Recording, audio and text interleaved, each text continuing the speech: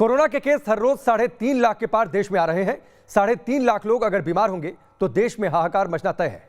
Corona virus का संक्रमण जिस तेजी से फैल रहा है उसे रोकने के लिए अब लॉकडाउन ही एकमात्र विकल्प दिखता है।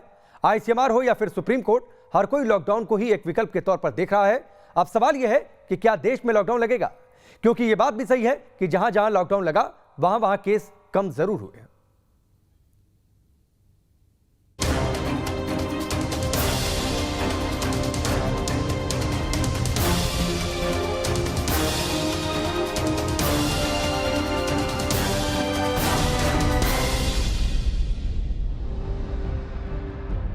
कहीं ऑक्सीजन की कमी है, कहीं दवाई नहीं मिल रही।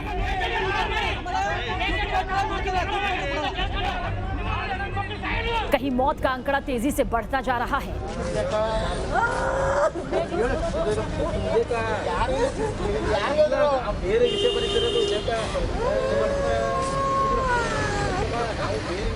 कोरोना की दूसरी लहर ने देश में हाहाकार मचा दिया है। देश का कोई भी हिस्सा ऐसा नहीं जो त्राहिमाम न कर रहा हो। हवा में उड़ता कोरोना कब जानलेवा हो जाए कोई नहीं जानता। 25% से ज्यादा संक्रमण दर रुकेगी कैसे, ये बड़ा सवाल है। कोरोना को रोकना है तो संक्रमण चेन को रोकना सबसे जरूरी है और इसका एक कारगर उपाय है लॉकडाउन। देश के कई राज्य लॉकडाउन लगा चुके हैं, क्योंकि लॉकडाउन वो हथियार है जो भले ही कोरोना को खत्म न कर पाए लेकिन संक्रमण की रफ्तार को कम जरूर कर सकता है। मुंबई में लॉकडाउन के बाद लगातार केस कम हो रहे हैं। मध्य प्रदेश में भी संक्रमण की रफ्तार में कमी आई। दिल्ली में भी लॉकडाउन लगाने के बाद कोरोना केस कम हुए। इतना ही नहीं, देश के कई हिस्सों में आंशिक लॉकडाउन और नाइट कर्फ्यू जैसे फैसले लागू हैं। आईसीएमआर ने भी देश में संपूर्ण लॉकडाउन की वकालत की है। सर्वोच्च अदालत ने भी अपने फैसले में साफ कहा कि देश को बचाने के लिए केंद्र लॉकडाउन जैसे फैसले पर विचार कर सकता है और पीएम मोदी भी कह चुके हैं कि संपूर्ण लॉकडाउन आखिरी विकल्प है। कोरोना को हराने के लिए देश में युद्ध स्तर पर तैयारियां जारी हैं। मेगा वैक्सीनेशन देश भर में शुरू हो चुका है। 18 साल के ऊपर के लोगों को टीका लगाया जा रहा है। लेकिन सवाल यह है कि अभी देश के जैसे हालात हैं, जिस तरह की मेडिकल इमरजेंसी देश में पैदा हुई है, वो आखिर थमेगी कैसे? क्योंकि देश में अगर हर दिन 3.5 लाख के सामने आएंगे तो फिर क्या होगा? अस्पताल और दवाइयों की किल्लत कम होने की बजाय बढ़ेगी। ऐसे में लॉकडाउन ही वो हथियार है जिससे संक्रमण की रफ्तार को कम किया जा सकता है और कोरोना के खिलाफ देश की तैयारियों को और पुख्ता किया जा सकता है। Team news nation. तो ये रिपोर्ट आपने देखी। कोरोना संक्रमण की बढ़ती रफ्तार चिंता बढ़ा रही है और लगातार इस बात की मांग हो रही है कि क्या देश में संपूर्ण लॉकडाउन की जरूरत है। इस बीच बड़ी खबर यह है कि यूपी में 2 दिन का लॉकडाउन बढ़ा दिया गया है। अब 6 मई सुबह 7 बजे तक लॉकडाउन जारी रहेगा। यूपी में 4 मई सुबह तक वीकेंड लॉकडाउन था, यानी जो 1 दिन का दायरा बढ़ा दिया गया था, लेकिन उसे अब और 2 दिन बढ़ा दिया गया है। ये बड़ी खबर है और दरअसल लगातार इस तरीके के सुझाव आ रहे हैं। जहां जहां भी लॉकडाउन लगाया गया वहां पर कोरोना संक्रमण की रफ्तार पर कुछ हद तक लगाम देखी गई, लिहाजा हर जगह लॉकडाउन की रणनीति पर काम हो रहा है। 3 तस्वीरें आपके सामने हैं। महाराष्ट्र में 15 मई तक लॉकडाउन है। दिल्ली देश की राजधानी में भी लॉकडाउन का दायरा बढ़ा दिया गया। उत्तर प्रदेश में भी अब 6 मई तक लॉकडाउन रहेगा। ये 3 तस्वीरें 3 बड़े राज्यों में जहां पर लॉकडाउन को मुख्य रणनीति के तौर पर अपना लिया गया है ताकि कोरोना संक्रमण की बढ़ती रफ्तार पर लगाम लगाई जा सके।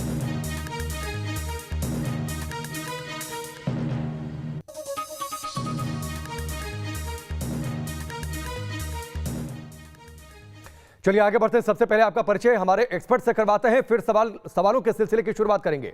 डॉक्टर अनिल गोयल हमारे साथ जुड़े हैं, जो कि पूर्व वित्त सचिव हैं आईएमए के। डॉक्टर राहुल भार्गव हैं, डायरेक्टर हैं फोर्टिस अस्पताल के। सबसे पहले डॉक्टर अनिल गोयल, मैं आपसे शुरू करता हूं।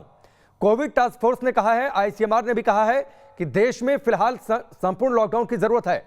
लगता है कि सरकार इस पर गंभीरता से सोचेगी, संपूर्ण नहीं तो आंशिक लॉकडाउन को लेकर कुछ रणनीति बनाई जाएगी।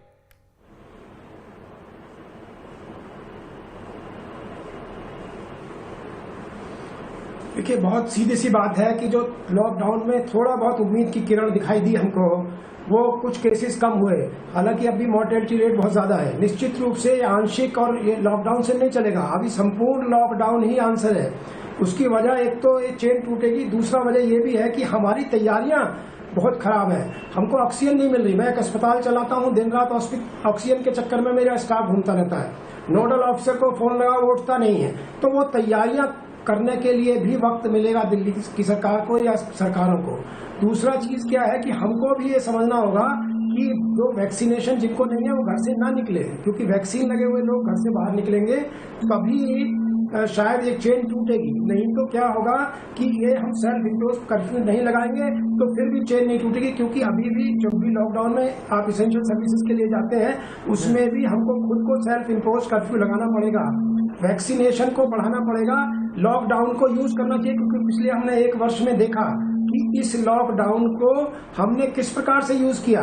हमारे पास बेड नहीं बढ़े, मैं खास तौर से दिल्ली का वासी हूँ, दिल्ली में अस्पताल चलाता हूँ, हमारे को ऑक्सीजन नहीं मिल रही। तो इस लॉकडाउन का फायदा तब होगा एक चेन टूटे और इंफ्रास्ट्रक्चर बेहतर दुरुस्त हो। नहीं तो अभी अब 92,000 आज दिल्ली में एक्टिव केसेज हैं, सिर्फ 20-22 हजार बेड्स हैं, किस प्रकार से चलेगा। तो लॉकडाउन लगाना है, पूर्ण लॉकडाउन लगाना है, इंफ्रास्ट्रक्चर को दुरुस्त करना है, हमको अपने ऊपर भी सेल्फ इम्पोज कर्फ्यू लगाना है। ठीक है डॉक्टर राहुल भार्गव, यूपी में 2 दिन और लॉकडाउन बढ़ा दिया गया। कोविड टास्क फोर्स ने कहा है मौजूदा स्थिति में पिछले 1 साल में हमने बहुत जरूरत के हिसाब से इंफ्रास्ट्रक्चर उस तरीके से डेवलप किया नहीं, तो क्या मान लें कि सिर्फ लॉकडाउन ही एकमात्र रास्ता है ताकि संक्रमण की रफ्तार पर लगाम लग सके? राकेश पांडे जी नमस्कार। राकेश जी सबसे बड़ी बात है, मैंने 20 तारीख से, अगर आप मेरे ट्वीट देखें तो मैं 20 तारीख से कंप्लीट लॉकडाउन की बात कर रहा हूं।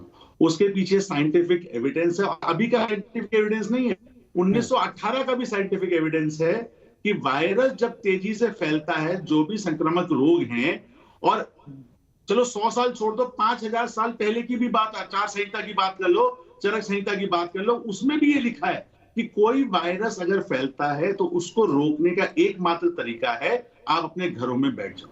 एक सिंपल तरीका है, चेन ब्रेक हो जाती है, आप किसी और को नहीं देते। लॉजिकल है ना कि राकेश जी मैं अगर आपसे मिलूंगा नहीं तो मैं आपको वायरस नहीं दूंगा, पहली बात। दूसरी बात, आप ये बात समझिए कि सरकार ये लॉकडाउन की बुलेट क्यों नहीं ले रही।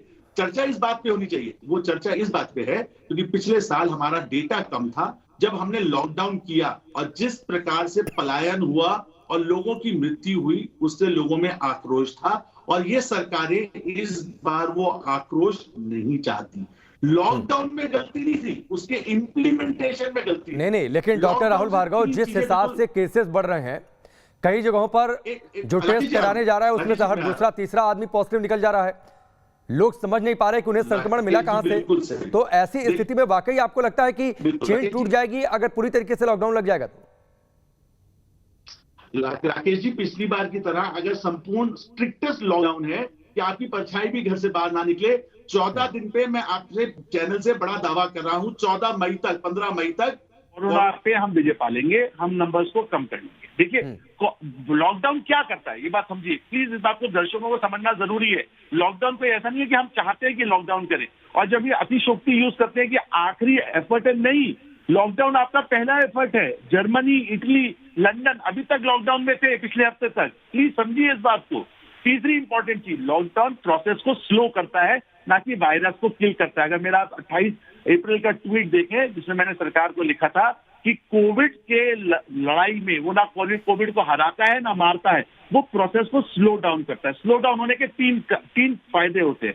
एक, संक्रामक रोग जब कम होता है तो नंबर ऑफ सिक केसेस कम होते हैं। इस बार हमने मान लिया 100 में से 7% लोगों को ऑक्सीजन बेड की आवश्यकता है। अब आप गणित करती रहिएगा, अगर रोज 100 केसेस आते हैं और 7 केसेस को ऑक्सीजन की जरूरत है, 5 दिन में 500 केस मतलब 35 लोगों को ऑक्सीजन बेड की जरूरत होगी। एक एवरेज लेंथ इंसान का 5 से 7 दिन का है अस्पताल के अंदर। तो जैसे डॉक्टर अनिल ने कहा 90,000 केसेस होंगे और 22,000 बेड होगा तो मोर्टालिटी बढ़ेगी ना। मोर्टालिटी इसलिए नहीं बढ़ रही कि कोविड मार रहा है, मोर्टालिटी इसलिए भी बढ़ रही है क्योंकि उनको इलाज नहीं मिल पा रहा। इसीलिए लॉकडाउन से 15 दिन के लॉकडाउन से जीविका पे फर्क नहीं पड़ेगा, ये बात मान के चलिए। अच्छा, अब मैं काउंटर आर्ग्यूमेंट देता हूँ, जीविका की बात करते हैं। अब कितने लोग घर पे आपसे काम करवा रहे हैं या कितनी इंडस्ट्री चल रही है, क्या इस भय के माहौल में कोई बाहर निकल पाएगा? तो सरकार को डेटा के अनुसार, data is new mind, data is new gold, data is new oil, उसके बेसिस पे कंप्लीट लॉकडाउन, ये पार्शियल लॉकडाउन, वीकेंड लॉकडाउन से कोई फायदा नहीं होगा। और राकेश जी, आप एक बड़े बहुत अच्छी बात देखिए जो विचार करने लायक है, शो में आप डिस्कस भी करेंगे। महाराष्ट्र में केसेस, नंबर ऑफ केसेस कम आने लग जाए, दिल्ली बिल्कुल। में संक्रमण जो 32 से 24%, 28% पे आ गया, नंबर ऑफ केसेस धीरे पड़ने लगे। इसका इफेक्ट 7 दिन बाद पड़ेगा। अब आप देखिए, हर सरकार ये बाइट कर रही है बुलेट को, देखिए। नहीं, लेकिन इस सवाल को डॉक्टर राहुल भार्गव, मैं इस सवाल को थोड़ा सा आगे बढ़ा देता हूं। डॉक्टर अनिल गोयल, लॉकडाउन का फायदा तो तब होगा ना जब हम अपने इंफ्रास्ट्रक्चर को बहुत ज्यादा मजबूत कर लेंगे। वो हमने पिछले कुछ समय में तो किया नहीं। संक्रमण रोकने का कोई और विकल्प है क्या लॉकडाउन के अलावा?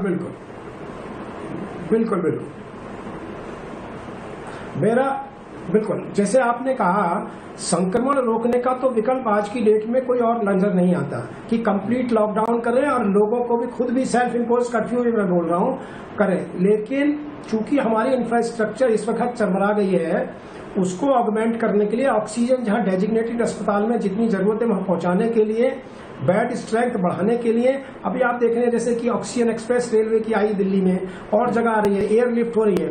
ये एक्चुअली अपनी जगह पहुंचनी चाहिए। मरीज को जहां जरूरत है, मरीज को जहां मिलनी चाहिए, उस अस्पताल में पहुंचनी चाहिए।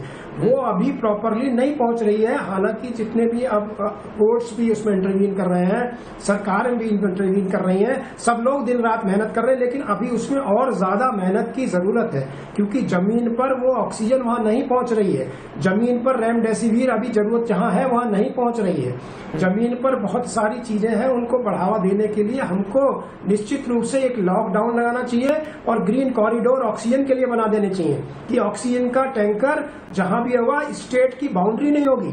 अभी आप दिल्ली में ऑक्सीजन आनी है तो यूपी वाले बाउंड्री पर रोक ले रहे हैं या किसी और जगह से आनी। ये बहुत ही ज्यादा केंद्र सरकार का जो नोडल ऑफिसर्स हैं, मुझे लगता है वो इस पर काम कर रहे हैं। उनको और बेहतर कोऑर्डिनेशन, तालमेल की आवश्यकता है पूरी सारी सरकारों की, तब जाकर हमारे को जमीन पर हमारे उस मरीज को ये डॉक्टर अनिल गोयल सवाल ये मैंने इसलिए भी पूछा था क्योंकि देखिए लॉकडाउन होगा तो अर्थव्यवस्था पर उसका असर जाहिर सी बात है पड़ता है, उसका असर पड़ता है। डॉक्टर राहुल भार्गव, जिसका आप जिक्र थोड़ी देर पहले कर रहे थे कि अभी भी डर का माहौल है, लेकिन लगातार प्रधानमंत्री ने कहा, अलग अलग राज्यों में भी ये कहा गया कि बेहतर हो कि लॉकडाउन ना लगे, अगर स्थिति आएगा आखिरी विकल्प होगा तो लॉकडाउन का हम इस्तेमाल करेंगे। हालांकि दिल्ली और मुंबई में जिसका आप जिक्र कर रहे थे थोड़ी देर पहले, थोड़े से केसेस में कमी आई है। राकेश जी, हमने लॉकडाउन को गलत तरीके से यूज किया, इसलिए लॉकडाउन चर्चा पे इतने कलंक लग गए। मैं आपके चैनल से बार बार लोगों को बोलूंगा कि लॉकडाउन का ये मतलब नहीं है कि हम कोरोना को हरा देंगे। कोविड एप्रोप्रिएट बिहेवियर तो चलता रहेगा। आज की जरूरत क्या है? आपको बेड मिल जाए, वायरस का ट्रांसमिशन स्लो हो जाए। ये बात तो मानते हैं कि हम कम्युनिटी ट्रांसमिशन में है। आज love is in the air की जगह corona is in the air. आपको संक्रमक रोग को रिड्यूस करने के लिए तरीका क्या है? एक तरफ है इलाज, दूसरा है prevention. Prevention is always better than cure. अगर आप बीमार नहीं पड़ेंगे तो आप अस्पताल नहीं जाएंगे, तो आपको परेशानी नहीं होगी। तो मैं कह रहा हूँ, हमारा मानना यह है कि इलाज तो चलता ही रहेगा। अगर 100 बेड हैं और 200 लोग आ जाएंगे तो परेशानी होगी। 100 बेड पे 110 लोगों का फिर भी इलाज कर सकते हो। हमारे पास इतनी बड़ी पॉपुलेशन है राकेश जी कि आप कितने भी बेड बना दीजिए, इस महामारी के सामने सारे आप घुटने टेक देंगे। तो हम जो बार बार बात सुनते हैं कि हम फटाफट से बेड बढ़ा देंगे, अरे डॉक्टर और नर्सेज कहाँ से रहोगे? मेरे अस्पताल में डॉक्टर और नर्सेज थकने लगे हैं। मेरा कोविड आईसीयू स्पेशलिस्ट और मैं थकने लगा हूं, अगर आप देख सकते हैं तो। और ये बहुत दिनों तक नहीं चल सकता। तो दुनिया ने क्या किया? यही किया कि सब घर में बैठो, ट्रांसमिशन की रेट को कम करो, जो सिक है उसको लाओ, इलाज करो और बचाओ। ये बिल्कुल साइंटिफिक है। आप ऑक्सीजन की 550 प्लांट क्या एक दिन में बना दोगे क्या राकेश जी? क्या आप बेड बना दोगे क्या? नहीं बना सकते। इलाज के अभाव में क्यों मरने दें? तो इलाज के अभाव में हम क्या कर रहे हैं? ट्रांसमिशन को रोकने के लिए आप लॉकडाउन कर रहे हो। लॉकडाउन पिछली बार हमने बहुत एक्सटेंड किया, बिना प्लानिंग के किया, इसलिए पलायन हुआ, इसलिए वो खराबी में चला गया। इस बार साइंटिफिक बेसिस पे करिए, क्लियर कम्युनिकेशन के साथ करिए, लोगों का सपोर्ट लीजिए और देखिए हम कोरोना को ना हरा पाए तो आप देखिएगा देश हमारा कहां जाएगा। नहीं, इसी जीवटता की जरूरत भी है, जिस जीवटता की आप बात कर रहे हैं डॉक्टर राहुल भार्गव, और उसी से हम कोरोना को हरा भी सकते हैं। लेकिन आपने दुनिया के कुछ देशों का जिक्र किया, तो डॉक्टर अनिल गोयल, दुनिया के कुछ देशों में विरोध भी हुआ। लोग उतर आए सड़कों पर, लॉकडाउन का विरोध करने लगे, क्योंकि रोजी रोटी का संकट जब खड़ा होता है तो मजबूरी हो जाती है। जब आपके जेब में पैसे नहीं रहेंगे, जब खाने के लिए या फिर जरूरी राशन आप कहां से लाएंगे, इसका संकट आपके सामने दिखाई देगा, तो जाहिर सी बात है लोग निकलते हैं। तो बेहतर रणनीति क्या हो सकती है ताकि रोजी रोटी का संकट भी दूर हो जाए? लॉकडाउन एक इस हिसाब से लगे कि हम संक्रमण की जो रफ्तार है, चेन जो है, उसे भी तोड़ सकें?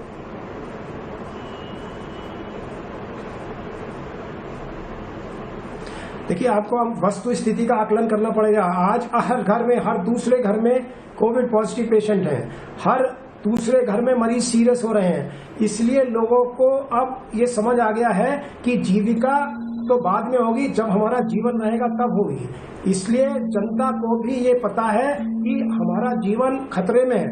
60%, 70% से ज्यादा लोगों के घरों में इस वक्त पॉजिटिव मरीज हैं या अस्पतालों में मरीज हैं या डेथ हुई ही है। ये एक वस्तु स्थिति का आकलन इस चैनल के माध्यम से मैं कहना चाहता हूँ। इसलिए ये एक्सेप्टेंस जनता की बहुत ज्यादा होगी इस वक्त, क्योंकि लोगों को पता चल गया है कि अगर बाहर निकले और कोरोना हुआ और तो बेड भी नहीं मिलेगा, ऑक्सीजन भी नहीं मिलेगी, और अगर आप सीरियस हो गए, हाई रिस्क ग्रुप में है, और यंग पेशेंट एक नया हाई रिस्क ग्रुप है, ये भी जानना है, जो वैक्सीनेटेड नहीं है, तो 60% से ज्यादा यंग पेशेंट में हो रहा है। तो अब यंग भी समझ गया है कि ये सब मेरी लापरवाही नहीं चलेगी। वो भी घर में बैठ गया है, उसको मालूम है, उसको भी मन में चिंता आई है कहीं ना कहीं। तो इसलिए अभी जीविका को अभी आप रखिए, अभी आप जीवन को प्रेफरेंस देना पड़ेगा, नहीं तो ये देश में तबाही मच जाएगी। इतने हम इंफ्रास्ट्रक्चर को बढ़ा ही नहीं सकते, कितना भी कर लें, लाखों लोगों को इलाज करने की व्यवस्था कर ही नहीं सकते। सिर्फ जो आज है उसका जो प्रोजेक्शन है उसके हिसाब से, जो राहुल भार्गव साहब ने कहा, हमारे डॉक्टर कुछ नहीं थके, हम सब तैयार हैं करने के लिए। हमको सिर्फ ऑक्सीजन दीजिए, हमको दवाइयां दीजिए। हमारे final year students, nursing students, जैसे माननीय प्रधानमंत्री जी ने कल कहा, वो सब तैयार हैं, जो लाखों की संख्या में वो होते हैं। हर साल देश में 70,000 डॉक्टर तैयार होते हैं। तो हमको डॉक्टर्स और नर्सिस की कमी नहीं पड़ेगी, सिर्फ उनको डायरेक्शन देना है, हमको दवाई दीजिए, हमको ऑक्सीजन दीजिए। हम हाथ जोड़कर ये विनती कर रहे हैं मेडिकल फ्रेटर्निटी की तरफ से। IMA का फाइनेंस सेक्रेटरी प्रेजेंट होने के नाते मैं ये बहुत विश्वास के साथ कह रहा हूँ, हमको आप सामान दीजिए, हम तैयार हैं मोर्चे पर डटने के लिए। ठीक है, लेकिन डॉक्टर अनिल गोयल, एक सवाल और अहम है, क्योंकि लॉकडाउन लगता है तो जाहिर सी बात है उसका बाजार पर असर पड़ता है। जिस रोजी रोटी के संकट का हम जिक्र कर रहे हैं उस पर असर पड़ता है। बाजार और व्यापार कितना प्रभावित होगा, एक एनालिसिस में अगर आपसे जानना चाहूं।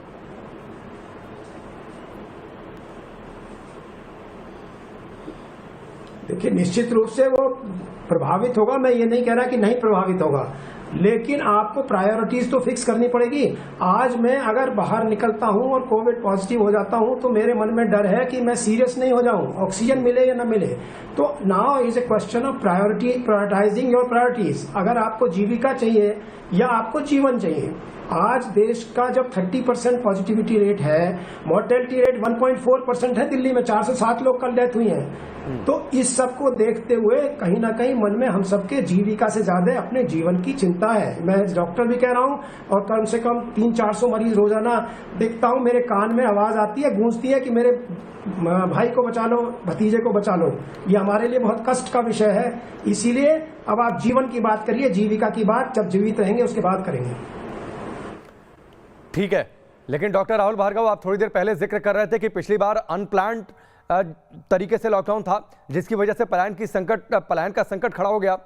तो अगर हम लॉकडाउन इंपोज करते हैं और बाजार व्यापार रुकता है, लोग घरों में रुकेंगे, जो लोग अपने गांव, अपने शहर को छोड़कर दूसरे शहर, दूसरे राज्य में जाते हैं रोजी रोटी कमाने के लिए, वो जाहिर सी बात है जब उनके पास कमाई का जरिया नहीं रहेगा, पैसा नहीं बचेगा, तो वो एक बार फिर से अपने शहर गांव की ओर रुख करेंगे, जैसा पिछले दिनों हमने देखा है मुंबई से, अहमदाबाद से, सूरत से। तो पलायन का संकट तो अपनी जगह बरकरार रहेगा। सो राकेश जी बिल्कुल सही बात कही। अगर हम इसके लिए अपना प्लानिंग ढंग से करें, प्लानिंग का मतलब ये है लोगों से कहें कि 14 दिन का ही लॉकडाउन है, इससे ज्यादा नहीं होगा, आप अपनी जहां जिस जगह पे हैं उस जगह पे रहिए। अगर आप डेटा वाइज जाते हैं तो लोगों को कॉन्फिडेंस में क्लियर कट ट्रांसपेरेंट तरीके से करना आवश्यक होता है। पिछली बार क्या था, जब पलायन स्टार्ट हुआ तो लोगों को यही नहीं पता था कि कितने दिन का है। जब हमारे को यही नहीं पता था और हमारे को अंत नहीं पता था तो लोगों ने पलायन चालू कर दिया। मैं इसीलिए बार बार आपसे कह रहा हूं कि लॉकडाउन एक अच्छी पद्धति थी, पर उसका एग्जीक्यूशन खराब हुआ, इसीलिए सब डरे हुए हैं, इसीलिए मार्केट डरा हुआ है, इसीलिए सब डरे हुए हैं। अगर जीवन रहेगा तो जीविका रहेगी, ये चलो बात समझ गए। डॉक्टर राहुल भार्गव, आपने कहा कि सरकारें विश्वास दिलाएं कि 14 दिन का ही लॉकडाउन रहेगा, लेकिन आपको लगता है कि लोग मानेंगे इस बात को लेकर? क्योंकि पिछले साल जो तस्वीरें सामने आई थी, रूह कांप उठती थी, आंखों में आंसू आ जाते थे जब हम अपने दफ्तर से घर तक जाते थे और लोग पैदल जाते हुए दिखाई देते थे अपने बच्चों को, अपनी गृहस्थी को समेट कर। तो वो डर है लोगों के जहन में। 70% लोग वोट नहीं डालते क्या? क्या इतना प्रचार हुआ बंगाल में, 70% लोगों ने वोट डाला ना। तो राकेश जी, हम किस प्रकार से कम्युनिकेशन करते हैं, और देश में एक बदलाव है कि एक सेंट्रल नीति के अंतर्गत अगर हम क्लियर कट कम्युनिकेशन करेंगे तो आगे बढ़ेंगे। आप देखिए, ट्रंप जाने के बाद बाइडेन साहब ने अमेरिका में कितना कंट्रोल कर लिया, क्योंकि leadership matters, clear cut communication matters. अगर आप करेंगे, मैं आपसे बार बार कह रहा हूं सर, आपके पास और कोई चारा नहीं है। आप अंधा जरूर हो सकते हैं, सो जरूर सकते हैं, बट आप नकार नहीं सकते, नेग्लेक्ट नहीं कर सकते, नकार नहीं सकते कि ये नंबर ऑफ केसेस को कैसे रोके। आज हम दशाहीन है, हमारी परेशानी बढ़ती जा रही है। हमारे को जरूरत है एक बाइट, जिसे हम कहते हैं बाइट द बुलेट और bell the cat, take the decision. मैं सरकार से निवेदन करता हूं आपके चैनल के माध्यम से, इम्पोज द लॉकडाउन। अभी भी तो कर ही दें। हरियाणा ने 7 दिन का कर दिया, उत्तर प्रदेश ने पहले 5 दिन का किया, फिर 2 दिन का बढ़ा दिया। दिल्ली, महाराष्ट्र, जहां पे ज्यादा केसेस है, वो धीरे धीरे कर रहे हैं। पर ये जरूरत है एक साथ करने की। हो सकता है नॉर्थ ईस्ट में, अरुणाचल में कम केसेस हो, उनको छोड़ दीजिए, पर कौन सी ऐसी डिस्ट्रिक्ट है, 165 डिस्ट्रिक्ट नहीं है, या तो आप बॉर्डर सील कर दीजिए। हमने महाराष्ट्र में जब केसेस बढ़ रहे थे बहुत दिन पहले, 15 अप्रैल के करीब कहा था फ्लाइट का आवागमन रोक दीजिए। ठीक है डॉक्टर राहुल, ठीक है, थोड़ी सी वक्त की कमी है। डॉक्टर अनिल गोयल, एक आखिरी सवाल आपसे। आपने थोड़ी देर पहले जिक्र किया प्रधानमंत्री अपनी रणनीति को लेकर बातचीत कर रहे थे, डॉक्टरों से भी उन्होंने बातचीत की है। प्रधानमंत्री ने जो आखिरी देश के नाम संबोधन दिया था उसमें उन्होंने कहा था हम लॉकडाउन लगाना नहीं चाहते, राज्य देखें कैसे आगे रणनीति बनानी है। परिस्थितियां कह रही लॉकडाउन लगाना पड़ेगा। जाहिर सी बात है प्रधानमंत्री के कहने का मकसद यह था कि उससे रोजी रोटी और व्यापार पर असर पड़ेगा, यह असर गंभीर होगा।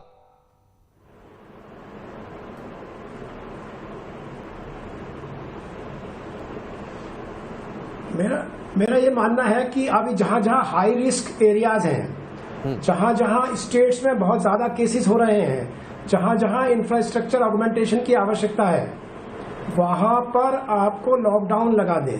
जैसे बहुत सारे स्टेट्स हैं जहां पर बहुत ज्यादा केसेस नहीं हो रहे हैं, तो हो सकता है उन स्टेट्स को छोड़ दें। हिंदुस्तान में 700 से ज्यादा जिले हैं, तो हमको इसको माइक्रो मैनेजमेंट करना पड़ेगा। जहां पर बहुत ज्यादा केसेस हो रहे हैं वहां पर लॉकडाउन की जरूरत है। हो सकता है 10 स्टेट में लगे, सारी स्टेट में लगाने का जरूरत नहीं हो।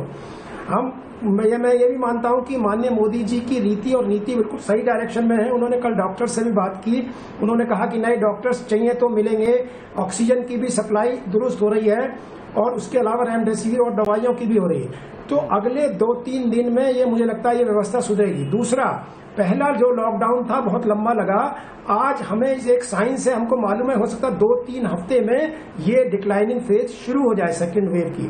तो इसीलिए ये इंफॉर्मेशन, साइंस की इंफॉर्मेशन भी जनता को देनी होगी। और सबसे अच्छा कौन है जिस पर विश्वास करते हैं, हमारे माननीय मोदी जी ये विश्वास दिलाते रहे, दिलाएंगे कि 2-3 हफ्ते में मुझे लगता है ये वेव कम होगी साइंस के बेसिस पे, और लोगों को फिर आगे लॉकडाउन की जरूरत नहीं पड़ेगी।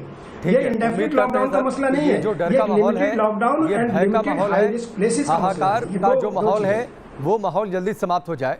लॉकडाउन लगाने की जरूरत है, सरकार लगाए। जो एक्सपर्ट्स का सुझाव है, लोगों तक ये मैसेज ठीक तरीके से कम्युनिकेट हो कि हम कितने ड्यूरेशन के लिए लॉकडाउन पर जा रहे हैं, एक रणनीति साफ हो, तो शायद ये डर का माहौल जल्दी से गुजर जाए, फिर लोग आराम से खुली हवा में सांस ले सकें। हम उम्मीद ये करते हैं कि जल्द वो वक्त आ जाए जब हम एक बार फिर से जो जिंदगी पहले चल रही थी उस तरीके से जिंदगी जीना शुरू कर दें, चाहे उसके लिए एक बुरे दौर का या फिर खुद को बंद ही क्यों न करना पड़े अपने अपने घरों में। बहुत बहुत शुक्रिया आप दोनों का हमसे जुड़ने के लिए।